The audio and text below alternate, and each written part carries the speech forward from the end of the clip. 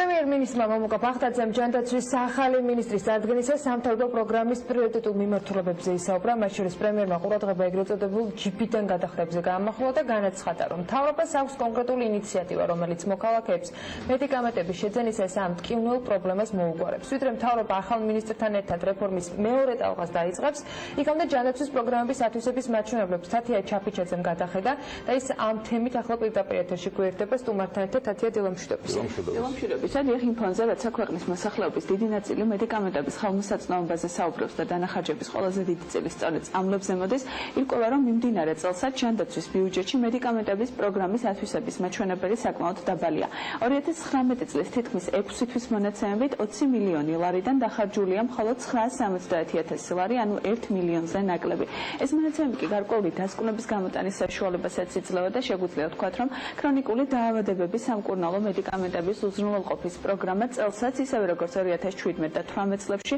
ქაღალდზე რჩება და 100.000-ობით ის მოქალაქეებისთვისაც ის შეიქმნა ფაქტობრივად სარგებელს ვერ ნახულობს. იგივე პრობლემა იყო სხვათა შორის 2018 წელსაც, როცა ქრონიკული დაავადებების მედიკამენტებით უზრუნველყოფის პროგრამით გათვალისწინებული 10 მილიონი ლარიდან მოქალაქეებამდე მხოლოდ 1.7 ლარის წამალი მივიდა, იმის მიუხედავად, რომ ჯანდაცვის სამინისტრომ შარშან 8 მილიონი ლარის წამალი შეიძინა. ჯამურად 2017-2018 წლებში ამ პროგრამით სულ 22-23.000-მდე პირმა ისარგებლა, არა და პროგრამის წარდგენის დროს 2017 წლის 1 მაისს უკვე ყოფილმა მინისტრმა დავით სერგეენკომ თქვა, რომ პროგრამა 150.200-მდე ადამიანს მისცემდა მედიკამენტების შესყიდვის დაფინანსების შესაძლებლობას. კიდევ ერთი და ბოლო წლების ყველაზე მნიშვნელოვანი პროგრამა, რომელზეც გუშინ პრემიერმაც ისაუბრა, ეხება C-ჰეპატიტის ელიმინაციას, მიუხედავად იმისა, რომ გათავისუფლების მიზეზებს შორის განსაკუთრებული აქცენტი ამაზე არ გაკეთებულა, მონაცემები ამბობს, რომ ათვისების მაჩვენებელი ამ პროგრამაში საკმაოდ დაბალია. 11 მილიონიდან წელს 5.5-იან პერიოდში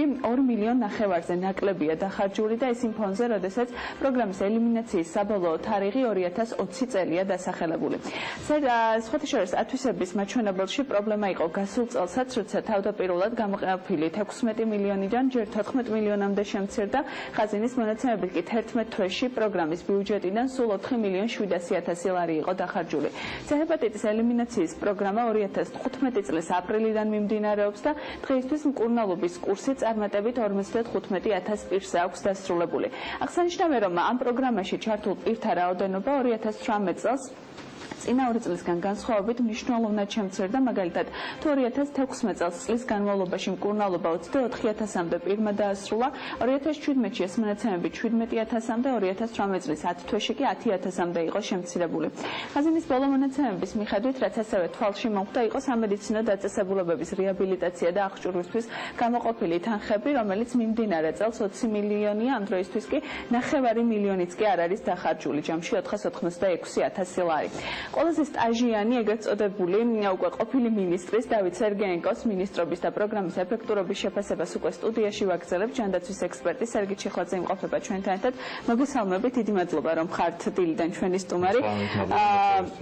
მოკლედ დავიწყოთ 7 წელი მართავდა დავით სერგეენკო ჯანდაცვის სამინისტროს და მოდით შევაფასოთ პირველ რიგში ბოლო 7 წლიანი პოლიტიკა, თქვენ როგორ აფასებთ, როგორი იყო ეფექტურობა იმ პროგრამებისა, რომელსაც ის გთავაზობდა და ზოგადად რეფორმების პირველი ტალღა, რაც მისი მინისტრობის პერიოდში ჰქონდა.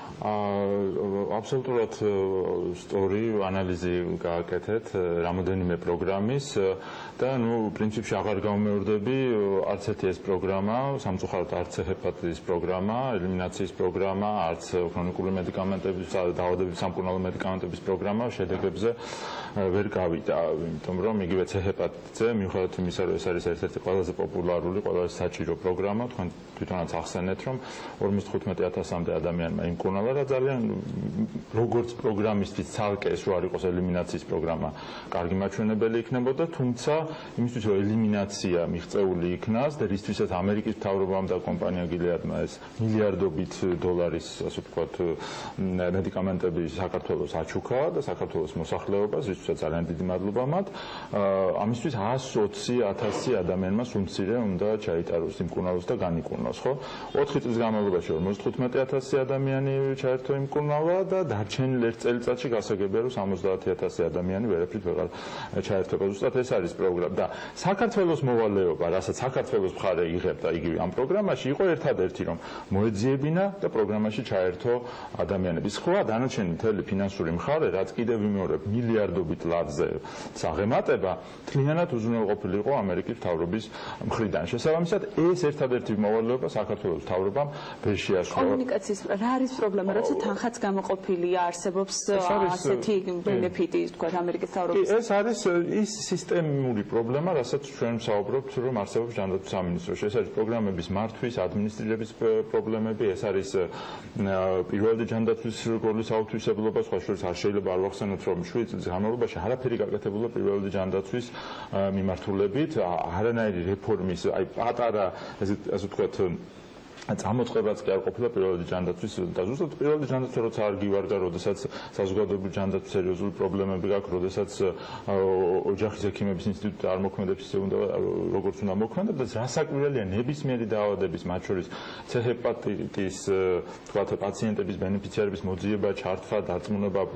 რომ და ჩაერთონ პროგრამაში, ინფორმაციის მიტანა, კომუნიკაცია ვერ შედგება, ხომ? ანუ ეს პრობლემები ერთმანეთთან ბმული არის, ხომ? და გარდა ამისა შეგახსენებთ რომ ახლა წარმოგიდგენთ 2,000 ადამიანი სამკურნალო მთლიანი დოზა შარშან უბრალოდ გადაყარეს, იმიტომ რომ ვადა გაუვიდა, იმიტომ რომ სამინისტრომ ვერ აითვისა. შეგახსენებთ რომ ერთი ადამიანის მკურნალობის ღირებულება, საბაზრო ღირებულება მინიმუმ არის 80-დან 85,000 დოლარამდე. ხა გადავამრავლოთ ეს 2,000-ზე და 100 მილიონობით დოლარზე ავდივართ, რაც მართალია რომ ნაჩუქარი და ჩვენს ბალანსზე იყო, მაგრამ ეს იგივე თანხების განიავება და უმიზნოდ, ასე ვთქვათ, ხო, გადაყრა არის, რაც რასაკვირველია უპატიებელია. გარდა ამისა, თქვენ ახსენეთ ქრონიკული მედიკამენტების პროგრამა, დაავადებების სამკურნალო მედიკამენტების პროგრამა, რომელშიც პირველ წელს 5%-იან მაჩვენებელზე გავიდნენ, მეორე წელს 10%-იან მაჩვენებელზე და წელს 5%-იც არ არის ათვისებული იმ თანხის 6 თვის თითქმის მონაცემებით და წარმოგიდგენთ შარშან ახლა გახსოვთ ბატონ სერგეენკოს გამოსვლა, რომ არა უშავს ახლა ვერავითვისაც ამაგერთ მედიკამენტები ვიყიდეთ და დავასაწყობეთ შემდეგი წლისთვისო და ეს ხდება ქვეყანაში, სადაც ადამიანები პირდაპირ ამ სიტყვის გაგებით წამლების და იმიტომ რომ წამლებს ვერ ყიდულობენ, იღუპებიან, ხომ? ყველაზე დიდი პრობლემა ხა 10 ადამიანიდან რო გავაჩეროთ გარეთ და 9 გეტყვით, რომ ეს არის წამლები და ასეთ ქვეყანაში იწყება მედიკამენტების პროგრამა და ის ხან ვერათვისებული არის, ხან მედიკამენტებს ასაწყობებენ, რომ როგორც თქვათ ცეჰეპატიტის სამკურნალო უბრალოდ გადაყარება. და ეს დამამატებით კიდევ ძალიან დიდი პრობლემა არის უკვე დგას წლებია საყოველთაო ჯანდაცვის პროგრამაში, რომელიც ყველაზე მსხვილი პროგრამაა და ყოველწლიურად არის დეფიციტური ხარჯვა, გარღვევა ბიუჯეტის ხან 70 მილიონი, ხან 100 მილიონი, ხან 125 მილიონი, ხან 50 მილიონი, რაც რასაკვირველია ვენარანაირად ვერ შეფასდება როგორც პროგრამის ეფექტური მართვა და ადმინისტრირება და თან არ დაგავიწყდეთ ეს იმ ფონზე, რომ წლიდან წლამდე ბენეფიციარების რიცხვი, ანუ ის ადამიანები, ვინც სარგებლობენ საყოველთაო ჯანდაცვით, მცირდება, იმიტომ რომ შეგახსენებთ 2017 წელს თითქმის მილიონზე მეტი ადამიანი ამოიღეს, თქვა სხვადასხვა სერვისები შეეზღუდათ უпростоრეთ მათ, სერვისების სპექტრი და მოცულობა მცირდება, ხო? და ამის ფონზე ბიუჯეტი იზრდება, ადამიანები, ვინც სარგებლობენ საყოველთაო ჯანდაცვის, მათი რიცხვი მცირდება და მაინც ხო ის საოცრებო პარადოქსია არ ყოფნის და ეს ასეულობით მილიონი გაურკვეველ ვითარებაში იხარჯება. და არ დაგვაუწყდეს კიდევ ერთი რამე, ხა ჩვენ ხშირად ვაკეთებთ ახლა და მოიხსენებთ თქვა ჯანდაცვის მინისტრი და მხოლოდ ჯანდაცვის პროგრამებზე, მაგრამ კიდევ უფრო დიდი თანხები და კიდევ უფრო დიდი წილი ჯანდაცვის სამინისტროს მთლიან სახელს აღარ დავასახელებ, ხომ მოდის ზუსტად სოციალურ პროგრამ, სოციალური მიმართულებით. თუ 4 მილიარდია ჯანდაცვის ბიუჯეტის, ხო, სამინისტროს ბიუჯეტი, თითქმის 35% მთელი ქვეყნის ბიუჯეტის. აქედან მილიარდი ლარი, მილიარდი 44 მილიონი იხარჯება ჯანდაცვის პროგრამებზე, დანარჩენი 3 მილიარდიდან თითქმის 90% სოციალური მიმართულებები, თქვა პენსიები, სოციალური გასცემლები, სოციუზრუნველყოფა და ასე შემდგომ, ხო? სოციალური მიმართულებით აბსოლუტური ჩავარდნა, რასაც მოწმობს კიდევაც საყოველთაო გაფიცვა, რომელიც თქვა სოციმუშაკები აწარმოებენ და სრული პარალიზება გამოიწვია ამ სფერომ. ეხლა აი უბრალოდ ციფრებში ეხლა მათ აღარ შევალ დრო არა გვაქვს, მაგრამ ერთ სოციმუშაკზე ასობით საქმე არის ჩამოკიდებული, როდესაც ევროპული საშუალო ევროპული სტანდარტით მაჩვენებლით 10-15 საქმეზე მეტი არ უნდა იყოს. ეს ნიშნავს, რომ აბსოლუტურად მოშლილია ეს სფერო და ბატონმა მინისტრმა თვითონაც განაცხადა, რომ აი 7 წლის თავზე აღმოვაჩინა თუ რაოდენ დიდი პრობლემები ყოფილა ამ სფეროშიო და შესაბამისად ის ფამიდა რომ წინა პირობა ბატონი მინისტრის გათავისუფლების იყო არა დღეს, არამედ უკვე რამდენიმე წელია ეს. თუმცა ყოფილიყო ახალი სისხლი აბსოლუტურად. ხო, თუმცა ახლა ის ვინც წარადგინეს, მე მაინც ესეთ ეფექტურ, ასე ვთქვათ, გადაწყვეტილებად ვერ ჩავკრია. გაქვთ აიმე კომუნიკაციაზე, რადგან ამ თემაში ეხეთ, თუ იცნობთ ჯანდაცვის ახალ მინისტრს და არავინ არ იცნობს, აქ მარტო პირად ნაცნობობაზე და ცნობადობაზე არ არის საუბარი, არამედ ხა ყველანი მეტ-ნაკლებად, როდესაც ეს ინფორმაცია გავცელა, მაინც გულის სიღრმეში ყველას გვჩეროდა, რომ თქვათ ეს არ იქნებოდა სიმართლე და საკუთარი თქვათ ექიმიდან, თქვათ ახლა საკუთარი სტომატოლოგს აღარ წარადგენდა, თქვათ ისევ საჩხერის საავადმყოფოდან მინისტრად ბატონი ივანიშვილი. თუმცა აქაც მოვთხოვდით, ჩვენ მაინც გვეგონა ყველას, რომ მაინც იქნებოდა ადამიანი, ვინც მეტ-ნაკლებად გარკვეულია სისტემაში, ვინაც იცის ჯანდაცვის სისტემა, ვისაც რაღაცა პროფესიული გამოცდილება აქვს ამ მხრივ, თქვათ პროგრამების მართვის, ან აქ ან საზღვარგარეთ, ან რაღაცა გაუკეთებია ჯანდაცვის მიმართულები, ჯანდაცვის პოლიტიკა, რაღაცა სტრატეგია დაუწერია, რაღაცა, მაგრამ მაინც აქაც მივიღეთ ძალიან თუ არა, საყოველთაო ჯანდაცვის პროგრამა უნდა გადავიდეს სადაზღვევო კომპანიების ხელში, ან რამდენად იყო ეს პრობლემა, როდესაც სამინისტრომ თავის თავზე აიღო ყველაფერი და ფაქტობრივად თვითონ გახდა ყველა სერვისის მიწოდებელი და ამან რამდენად ჩვენ ვისაუბრეთ არაერთხელ ამ ეთერშიც და ზოგადად ბოლო წლების განმავლობაში ვსაუბრობთ, რომ გამუდმებით იზრდება ჯანდაცვის ხარჯები, რომ ეფექტი არ არის ის, რაც გვინდა რომ იყოს. რა არის ამის მთავარი მიზეზი? ის, რომ თქვათ სადაზღვევები სრულად ამოგდებულები იყვნენ ამ სქემიდან და რამდენად აუცილებელია, რომ ეს რგოლი დაბრუნდეს. ამაზე სხვადასხვა მსჯელობა იყო ჯერ კიდევ 2016 წელს, როდესაც უკვე ნათელი გახდა, რომ სახელმწიფო ვერ აკონტროლებდა ხარჯებს და ყველაფერი კარგად რბილად რო თქვათ ვერ მიდიოდა საყოველთაო ჯანდაცვის პროგრამაში და ამას სხვადასხვა შეხვედრებიც იყო ჯანდაცვის კომიტეტში, სპეციალისტების მსჯელობა იყო და იყო ამაზე მსჯელობა, რომ თქვათ გაზრდილიყო როლი სადაზღვევო კომპანიების, რომ მოსახლეობას შესაძლებლობა ჰქონოდა, რომ თქვათ გარდა სახელმწიფო ასე ვთქვათ იმ სერვისებისა, რომელსაც სახელმწიფო აფინანსებს, თქვათ შესაძლებელი ყოფილიყო გარკვეული დაშენებული შემავსებელი პაკეტების არსებობის, რაც სხვადასხვა ადამიანისთვისაც ასე ვთქვათ შვება იქნებოდა, იმიტომ რომ რაღაც სერვისს სახელმწიფო დაუფინანსებდა და ის, რასაც სახელმწიფოს არ დაუფინანსებდა, შედარებით დაბალ ფასად იყიდიდა ვთქვათ სადაზღვევო კომპანიისაგან, იმიტომ რომ ხა მთელი სერვისი რო იყიდო, ეს არის სიტყვაზე 100-120 ლარი უნდა გადაიხადო, ხო საშუალოდ ვთქვათ ოჯახურ პაკეტში, მაგრამ თუ აგნან რაღაცა სახელმწიფო მიფინანსებს და მე საშუალება მაქვს რომ ეს დავამატო, ნუ შესაბამისად ამის მესამედი და მეოთხედი თანხის გადახდა შეიძლება მომწოს. შესაბამისად გარკვეული რისკების გადანაწილება მოხდებოდა სახელმწიფოდანსა და სადაზღვევო კომპანიებს შორის და სახელმწიფოც უკეთეს მდგომარეობაში აღმოჩნდებოდა, ხო? იყო მოსაზრება რომ გაგვემართა ისევე როგორც ბევრ ქვეყანაში, ევროპულ ქვეყნებში ვთქვათ და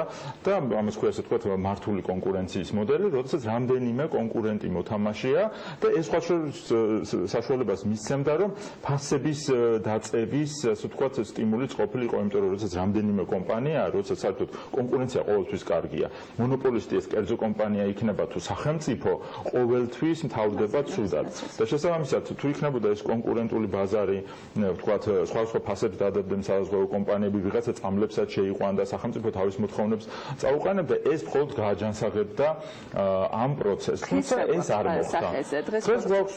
სახელმწიფო, რომელიც ვერ აკონტროლებს ხარჯებს, სახელმწიფო, რომელიც ცდილობს, რომ არათუ გააუმჯობესოს პროგრამა, რომ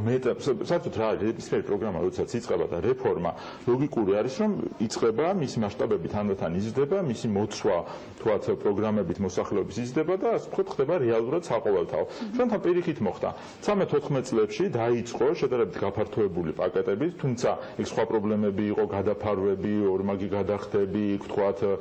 გაურგენტება 300%-ით გაიზარდა, ვთქვათ, რომ მეტი ფული წამოიღო სახელმწიფოსგან კლინიკებს და კი ბატონო, მაგრამ 13-14 წლებში და 15-ის დასაწყისშიც ხო ბევრმა ადამიანმა ისარგებლა ამ პროგრამით, თუმცა მაშინ ჩვენ როდესაც ვთავაზობდით თქვათ ჯანდაცვის მინისტრსაც და სამინისტროსაც, რომ ეს პროგრამა უფრო ეფექტური გაგვეხადა, რომ ის ნაკლებობები, რომელიც მაშინვე გამოვლინდა, აღმოფხვრილიყო, ამაზე სამინისტრომ არაფერი არ გააკეთა და შედეგად მივიღეთ, რომ პროგრამა კი არ გაფართოვდა, პირიქით შევიწროებისკენ წავიდა, იმიტომ რომ აბსოლუტურად უკონტროლო გახდა ეს მოვლენები და ნუ არაფერს ვამბობ, ახლა ჩვენ ვახსენეთ 100 მილიონიანი გადახარჯვები და დეფიციტი, მაგრამ კიდევ უფრო მძიმე სიტუაცია თუ გადავხედავთ სამინისტროს და სახელმწიფოს დავალიანებებს კლინიკების და სამედიცინო დაწესებულებების მიმართ, რომელიც 4-დან 6 თვემდეა ეს დავალიანებები და ეს მაჩვენებელი არ შედის იმ დეფიციტურ ხარჯებში, რომელსაც ჩვენ ვახსენებთ. და ეს რასაკვირველია პირდაპირ ხარისხს ურტყამს, ეს ურტყამს და აჩენს სხვათა შორის კორუფციულ ისეთ გარიგებების თავარი გამოწვევა დღესდღეობით რა არის, რაც ახალ მინისტრს ანუ ყველა მიმართულებით რაც ჩვენ ჩამოვთვალეთ არის გამოწვევა, მაგრამ ძალიან გავამსხვილოთ გამოწვევები ეს არის პირველი ჯანდაცვის რეფორმა სასწრაფოდ დასაწყები, ეს არის საყოველთაო ჯანდაცვის სისტემის დიზაინის ცვლილება იმდაგვარად რომ მეტმა ადამიანმა და ბენეფიციარმა ისარგებლოს და პაკეტები რეალურად გახდეს ისეთი რომ ჩვენ რეალურად გქონდეს საშუალება რომ ამ საყოველთაო ჯანდაცვა უწოდოთ, იმიტომ რომ ეს ფიგურალურად არის დღეს საყოველთაო და საყოველთაობასთან ამას არანაირი კონტაქტი არ აქვს და მესამე ძალიან დიდი მნიშვნელოვანი უბრალოდ მესამე მნიშვნელოვანი და მეოთხესაც ვიტყვი მესამე ეს არის ფარმაცევტული სფერო, რომელიც ვერ მოგვარდა, ვერანაირად ვერ გადაილახა ეს ოლიგოპოლიის პრობლემა, თქვა ფასების, ხარისხის პრობლემა და ეხლა გუშინ განაცხადა მინისტრმა და ბატონმა ბახტაძემაც რომ ეს იქნება ჩვენი პრიორიტეტი, მაგრამ ამის განცხადება არაფერს ჩვენ არ გვეუბნება, იმიტომ რომ 2014 წლის სტრატეგია ჯერ კიდევ 6 წლის 5 წლის წინანდელი რომ აიღოთ, იქაც ზუსტად წერია რომ პრიორიტეტია პირველი ჯანდაცვა, პრიორიტეტია წამლების ხარისხი, ევრორეგულაციასთან მისი პოლიფარმაცია. იგივე პოლიფარმაცია, რომელსაც რო იქნებოდა, მაშინაც ვამბობდით, რომ ეს არ იმუშავებდა, იმიტომ რომ აბსოლუტურად გაუაზრებელი სქემა იყო და რომელიც ერთ წელიწადში რა თქმა უნდა გაუხდა ისე, რომ ვერავინ ვერ ისარგებლა და თვითონვე დაინახავთ. იგივე ქაღალდის რეცეპტების ამბავი გახსოვთ, დაიწყეს, ვამბობდით, რომ ეს არ იმუშავებდა, არა და ელექტრონულ რეცეპტებზე მთელი ქვეყნის მასშტაბით დღემდეც ვერ გადავედით. ასე რომ ძალიან ბევრი გამოწვევებია და კიდევ მეოთხე მნიშვნელოვან გამოწვევას დავამატებ, რომელიც უნდა გადაილახოს, ეს არის ზუსტად კადრების, ასე ვთქვათ, საკითხი, ეფექტური მენეჯერების საკითხი, რომლის ძალიან დიდი დეფიციტია ჯანდაცვის სამინისტროში, იმიტომ რომ ძალიან დიდი წილი პრობლემები ზუსტად მოდის იმით, რომ არ ხდება ეფექტური ადმინისტრირება და მენეჯმენტი პროგრამების და ის გადაწყვეტილება, რაც ჩვენ მივიღეთ, რაც ივანიშვილმა შემოგთავაზა, ვთქვათ, ბახტაძის პირით, ვერანაირ, ასე ვთქვათ, მოლოდინს ვერ ქმნის, რომ კადრების საკითხი დადებითად გადაწყდება, იმიტომ რომ ეხლა როდესაც ადამიანები ინიშნებიან არა თავიანთი გამვლილი გზის, გამოცდილების, რაღაცა ბექგრაუნდის მიხედვით, არამედ ვიღაცის, ვთქვათ, იმით რომ ვიღაც პირადი ექიმი ან ვიღაც პირადი უშიშროების სამსახურის წარმომადგენელი ან პირადი შემზარეული იყვნენ და ამის გამო ისინი წინააღმდეგებიან და მინისტრები ხდებიან, ეს რასაკვირველია არ გვაძლევს იმის განცდას, რომ და მოლოდინს, რომ ეს პრობლემები მოგვარდება. დავალოთ, როგორ იქნება ახალი მინისტრი, რა შემოგთავაზებს და ვიდრე გაგიშვათ, მოკლედ მინდა რომ მკითხოთ, ყველაზე კარგი რა გახსენდება სერგეენკოს მინისტრობის დროს, ყველაზე წარმატებულ რეფორმას, რომელს შეაფასებთ, რომელი პროგრამა, რომელმაც იმუშავა რეალურად და შედეგი გამოიღო. მოდი ესე ვიტყვი, არ მინდა რომ რაღაცა ისეთი რომ ვერაფერი ვერ თქვა, მაგრამ იყო კარგი წამოწყებები, თქვათ იგივე წამოწყება რომ საყოველთაო ჯანდაცვა, კი ბატონო, ამისთვის და სხვა შორის ეს არ მომხდარა ერთ დღეში, ახლა და ის თქვათ პოზიტიური რეიტინგი, რაც სერგეენკოს ჰქონდა, ეს არ იყო მხოლოდ მისი პოზიტიური რეიტინგი, იმიტომ რომ სახელმწიფო იყო მზად ამისთვის, ხო? ეს ვერ დაიწყებოდა 2003 წელს, 4 წელს, 5 წელს, როცა თქვათ 500 მილიონი იყო მთელი ქვეყნის ბიუჯეტი. დაიწყო 2013-ში, როდესაც ბიუჯეტი ავიდა 11 მილიარდზე, ხო და ამის საშუალება ჰქონდა სახელმწიფოს. ასე რომ წამოწყება თვითონ საყოველთაო ჯანდაცვის იყო ძალიან კარგი. თქვათ იგივე ცეჰეპატიტის პროგრამა იყო ძალიან კარგი, თუმცა ეს სერგეენკოს არ უკავშირდება ეს ჩვენი ამერიკელი პარტნიორების და სხვათა შორის სამოქალაქო სექტორის დიდი დამსახურება, იმიტომ რომ არასამთავრობო ორგანიზაციები იყვნენ ამაში თავის დროზე ჩართული. მაგრამ კარგი წამოწყება იყო. იგივე ის რომ შეუძლებელი იყო ასეთი ქრონიკული დაავადებების, რომელზეც ვიცახოთ, რომ აი წამლების კომპონენტი კარგი იყო, რომ დაფიქრდნენ, მაგრამ როგორ განახორციელეს, ანუ წამოწყებები თავისთავად და მცდელობები ჰქონდა ბატონ სერგეენკოს, მაგრამ ვერც ერთი მიმართულებით სამწუხაროდ აი ვეძებ ეხლა რომ აი რომელიმე წარმატებული პროგრამა, რომელიც აი რომ დაისახა, გავიდა იმ ინდიკატორულ მაჩვენებელზე, ან ხარისხობრივ, ან რაოდენობრივ, სამწუხაროდ ვერც ერთი პროგრამა ვერ გავიდა. ასევე შეგახსენებ, ძალიან კარგი წამოწყება იყო, თქვათ, კერძო სახელმწიფო პარტნიორობით, თქვათ, ფარმაცევტულ სფეროში გასაუმჯობესებლად გადათქმული, თქვათ, იგივე ჰუმანიტის თემას გაგახსენებთ, მაგრამ თვითონ როგორ შემოვიდა ჰუმანიტი და როგორი ვთქვათ კორუფციული გარიგებებით და ნეპოტიზმით და შემდგომ როგორ ჩავარდა ეს პროგრამა, ესეც გვახსოვს. ამ წამოწყებები იყო კარგი, მაგრამ ბოლომდე და დაველოდოთ როგორი იქნება, რა შედეგის მომტანი იქნება ახალი მინისტრობის დროს უკვე მეორე ტალღა, რომელიც დაანონსდა. მადლობა სერგი ჩიხაძეს სტუმრობისთვის.